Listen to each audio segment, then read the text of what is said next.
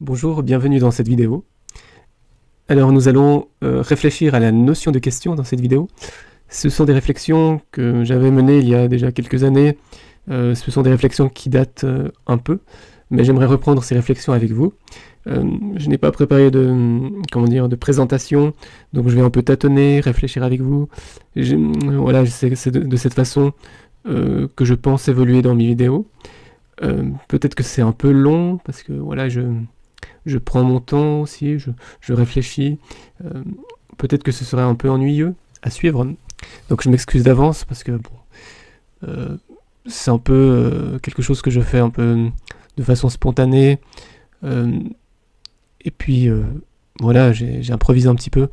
Et forcément, la qualité ne sera probablement pas au rendez-vous. Euh, mais ça, voilà, j'aimerais, comme ça, je peux aussi montrer mes réflexions en direct, montrer un peu comment les idées viennent, et puis peut-être que ça me permettra de mieux expliquer justement le fait d'être un peu dans le noir, dans l'obscurité, euh, un peu dans la recherche de l'explication. Euh, voilà, je suis en pleine construction d'une théorie ou d'une réflexion plutôt. Après, voilà, on peut voir les choses de différentes manières. J'espère que si ça se passe pas très bien, si je m'aperçois que ce format ne convient pas, peut-être que je vais arrêter de faire des vidéos. Bon, j'aimerais pas voilà que, ça- que le fait de faire une vidéo devienne une contrainte. Euh, le fait de devoir faire un plan, construire à l'avance ce qu'on va dire, c'est laborieux. Et puis je n'ai pas beaucoup de temps, donc je fais ça un peu pour mes loisirs. Euh, enfin, on verra. Alors, entrons donc dans ce sujet un peu particulier. Donc la question centrale, donc qu'est-ce qu'une question? C'est une question assez bizarre, parce que on réfléchit, on pose une question sur la nature de la question, donc on utilise une question qui nous invite donc à réfléchir sur la nature des questions. Alors les questions, qu'est-ce que c'est qu'une question? On peut s'intéresser voilà, à différents aspects des questions. On va pas y répondre de façon frontale, brutale, mais déjà on peut, débroussailler l'horizon des questions. Euh, alors je vais essayer de changer la taille de la police d'écriture. Quelle écriture soit la meilleure pour que ça soit assez visible? C'est comme ça, cela me paraît convenir. Qu'est-ce qu'une question? Euh, Voilà. Déjà, on peut considérer les questions comme des entités linguistiques. En général, on exprime une question par des phrases interrogatives. Donc je note les questions peuvent être considérées comme des entités linguistiques. Par exemple, on a des phrases interrogatives.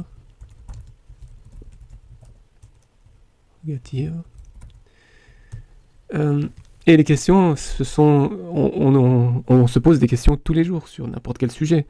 Euh, Dans les matières scientifiques, même dans la littérature, les mathématiques, la logique, euh, on se pose des questions. Et même dans la vie courante, on a besoin de se poser des questions. Et ça, c'est donc on peut noter que euh, après, c'est pas cela ne définit pas la nature d'une question, mais on peut dire que les questions sont omniprésentes. Euh, voilà, c'est un constat que l'on peut faire. On a les phrases interrogatives, ok, comme entité linguistique. Euh, et on pourra aussi dire, on peut aussi dire que les questions ont une caractéristique mentale. Euh, Elles peuvent apparaître dans notre esprit sans que l'on ait besoin de formuler une phrase interrogative. Donc, je mettrai les questions ont une caractéristique mentale.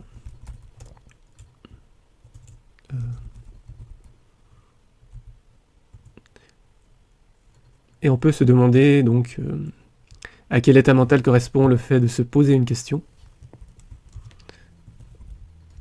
À quel état mental correspond le fait de se poser une question.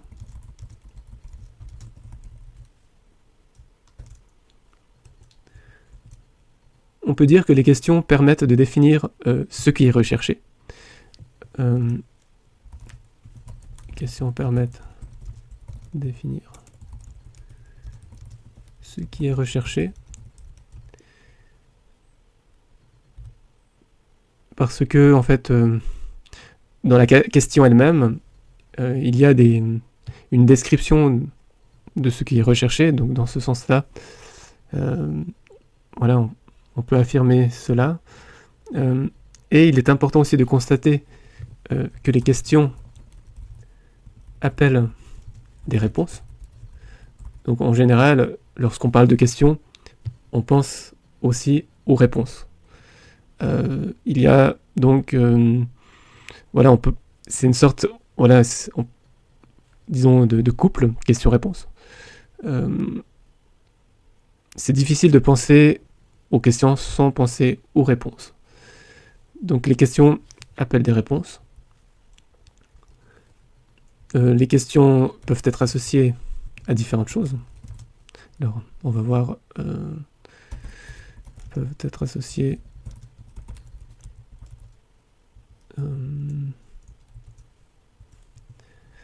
donc déjà, puisque les questions appellent des réponses, donc les questions appellent des actions pour répondre, pour y répondre. Par exemple, donc on a un comportement de recherche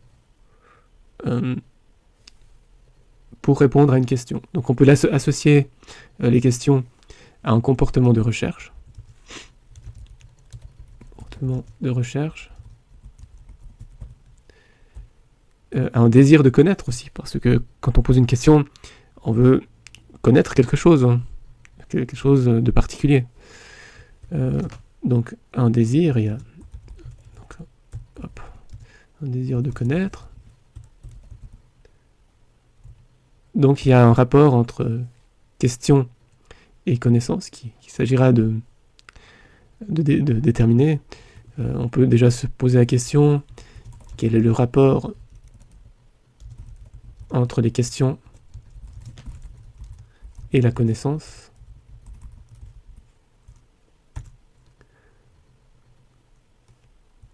Ensuite, on peut aussi associer les questions à un doute. Voilà, on peut penser à Descartes, qui remet tout en question, qui remet en question ce qu'il perçoit, tout ce qui est donné par la perception sensible. Il remet en question voilà, toutes les connaissances qu'il a acquises. Et donc le doute peut susciter des questions. Donc les questions peuvent être associées à un doute. Elles peuvent aussi être associées à un état de surprise.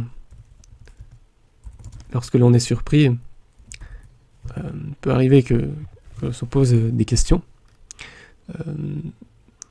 On peut penser aux bandes dessinées, justement. On voit dans les bulles des points d'interrogation, point d'exclamation, lorsqu'un personnage est surpris par quelque chose. Donc le point d'interrogation rappelle donc la question.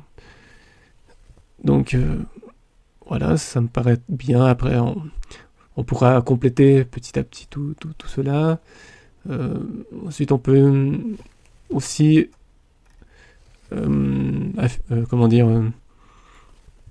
on peut dire que les questions se distinguent des assertions d'un point de vue linguistique. Peut-être que où est-ce qu'on pourrait mettre ici on pourrait mettre les questions se distinguent des assertions.